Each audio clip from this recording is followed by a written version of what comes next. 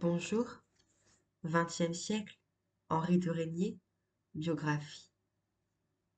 La facile et discrète existence qu'Henri de Régnier n'a d'autre histoire que celle de son œuvre, partagée entre la poésie et le roman artiste. Chez lui, toujours délicat et mélancolique, les vacances d'un jeune homme sage, mais surtout paré des grâces élégantes et voluptueuses du XVIIe ou du XVIIIe siècle. Le bon plaisir, la double maîtresse. Après des débuts presque parnassiens, les lendemains, 1885, et une longue imprégnation symboliste, il exprime, à la fin du siècle, un art poétique très personnel. Un petit roseau m'a suffi pour faire frémir l'herbe haute, et tout le pré, et les doux saules, et le ruisseau qui chante aussi. Un petit roseau m'a suffi à faire chanter la forêt. Les jeux rustiques et divins, 1897. J'ai faim que les dieux m'aient parlé.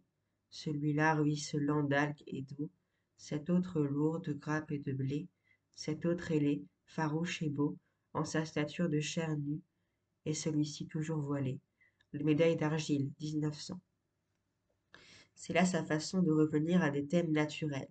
La cité des eaux, 1902. La sandale ailée, 1906. Le miroir des heures, 1910. S'enrichissent aussi dans des confidences réduites à un chant modéré ou de l'incantation des grands paysages, tantôt empruntés à la France royale, tantôt contemplés au cours de voyages rituels aux villes d'art.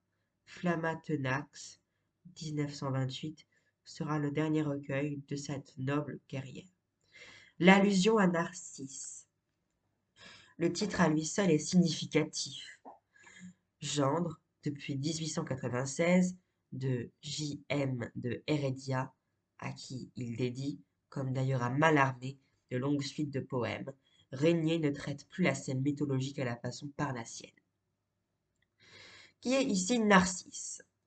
Le héros de la fable? Le poète lui-même? Tout se confond, comme sur le miroir d'eau touché par le geste dont le secret entra Valérie. Confère page 317. Les 14 vers du poème ne sont pas non plus ceux d'un sonnet.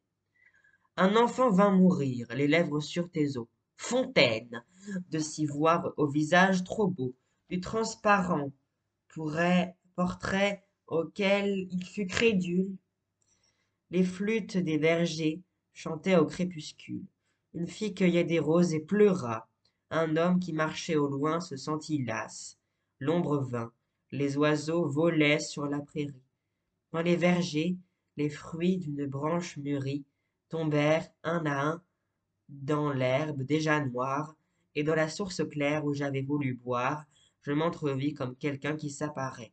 Était-ce à ce qu'à cette heure, en toi-même, mourrait d'avoir voulu poser ses lèvres sur les siennes, l'adolescent aimé des miroirs, ô fontaine?